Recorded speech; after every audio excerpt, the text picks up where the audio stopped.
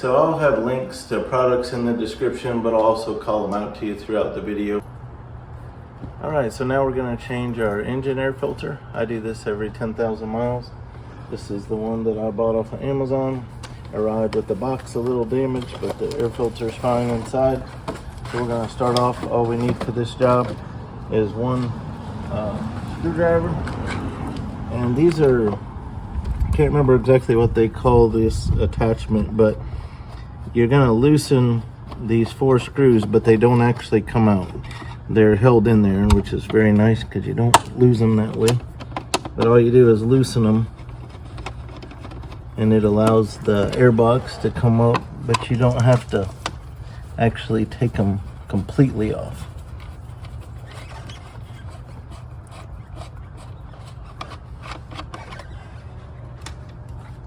So it's just in a rectangle, and there's a screw on each edge, on each corner. Okay, I think we got them all loosened enough where you can just kind of tell when they're just turning, but they're not attached to anything. So we're gonna go ahead and take out our new filter.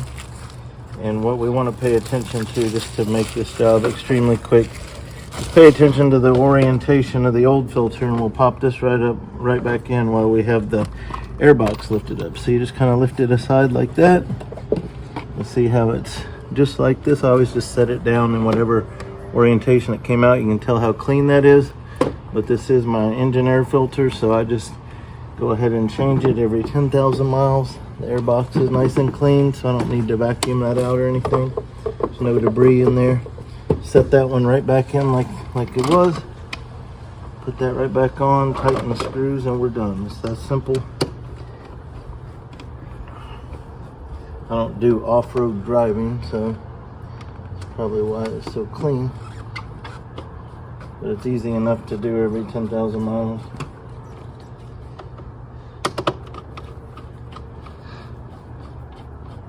So we'll tighten these screws and we'll be done with that.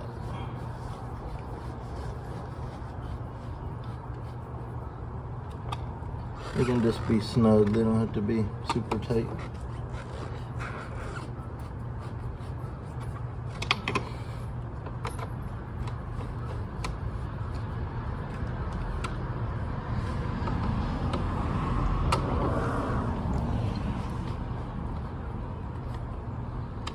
Okay, that's all there is to it.